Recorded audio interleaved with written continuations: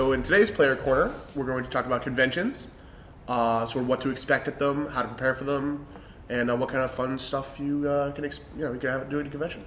Yeah, well, I myself have never actually been to a gaming convention, but Mike here has been doing a number of them. So I thought this would be a good time as any, especially following up last week's talk about player community, to ask you a few questions if I could. Yeah, absolutely. All right, so I guess to get started with the very basics, what kind of events do you tend to see at the big conventions? What kind of things do they set up? I don't want to generalize too much. I can just tell you my experiences from going to the Origins Game Fair in Columbus, Ohio, and Gen Con in Indianapolis. I've been to Gen Con 3 years, and I've been to Origins. Last year was my first, but I definitely plan to go back again this summer. So both of those conventions are very similar. They're both very board game centric, which is great for me. They have a large showing of RPGs. You'll see a lot of Pathfinder there, a lot of D&D, a lot of Call of Cthulhu. So yeah, a good amount of RPGs. You don't see very much in the way of video games. There is usually a small, sort of video game area, and usually there's a bit of anime representation.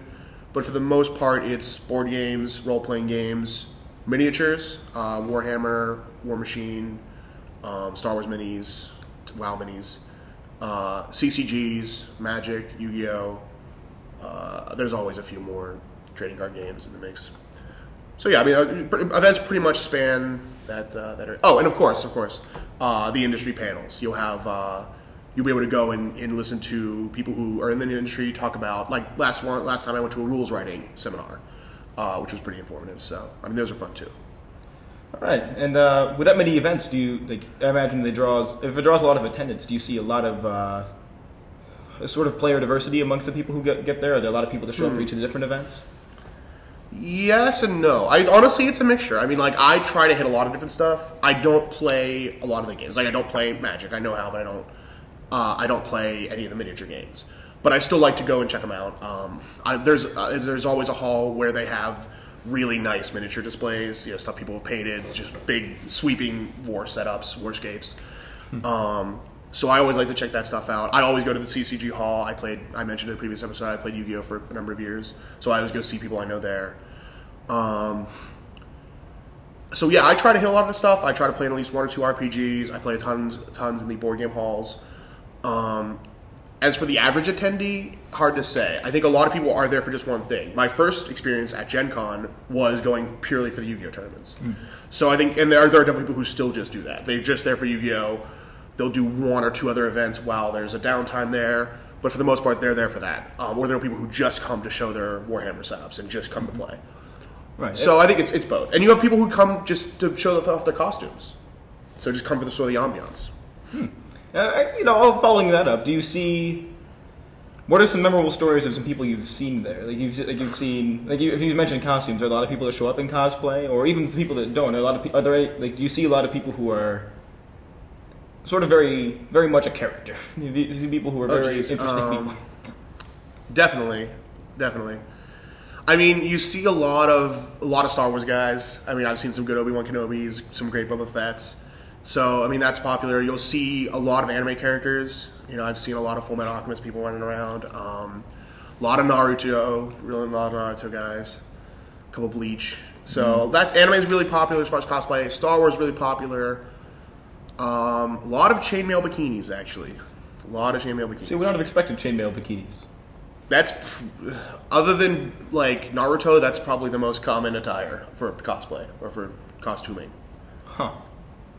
I can't say I expected that one. But we have some friends here who are big into cosplay, so I guess I can see that, because we've seen our share of unusual costumes even here. Sure. With so many people coming, how did you coordinate the events? Do you say, is there sort of a ticketing system for getting into them? Or? Oh yeah, good question. So if you're going to a convention, or if you're at all interested, make sure you sign up early. Go to the websites, get registered. That's important. You have to register. Usually get a discount if you register early enough. And then from there, there's an online system for both Gen Con and Origins where you can go and sign up for different events. You buy tickets. They're usually about $2 a ticket. And then some events take up to 3 tickets. So events range from $2, $4, $6. and then you can get either specific tickets or generics. This is something I didn't know when I first went, so it's probably kind of helpful for you guys. The specific tickets you buy for a specific event, and that holds your slot. So if I want to play in a Call of Cthulhu RPG, buy tickets for it, I'm all set. Generics can be spent on anything, but they don't hold a slot. So if I want to play in a tournament that I know it's not going to fill up, I can just use generics, not a problem.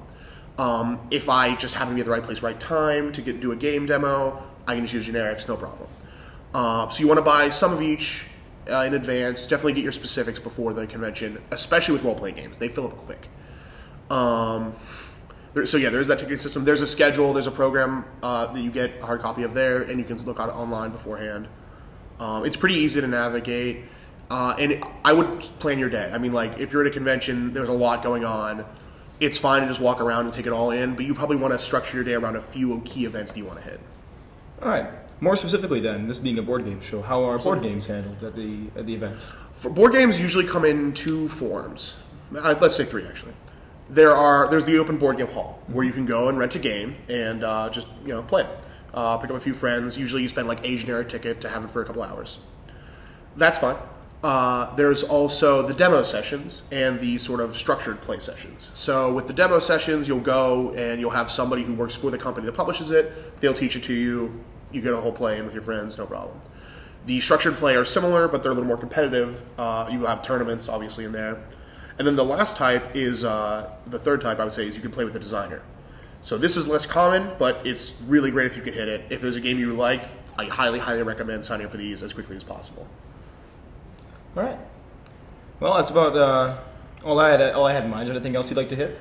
No, I think that pretty much covers conventions as a whole. Although I do want to tell our audience that we are actually putting together a convention of our own, and that's DenCon.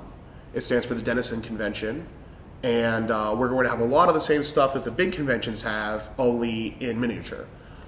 So if you guys are all interested in convention, and you thought, you've never been to one, or maybe you have been and you love them, you should absolutely come to DenCon. It's free. It's very easy. We're going to have tons of events there. There are going to be over 10 role-playing games run, over 20 scheduled events in total. Mm-hmm. Including some very eccentric ones, such as Nap Time. We do have a Nap Time event. You guys are a little sleepy.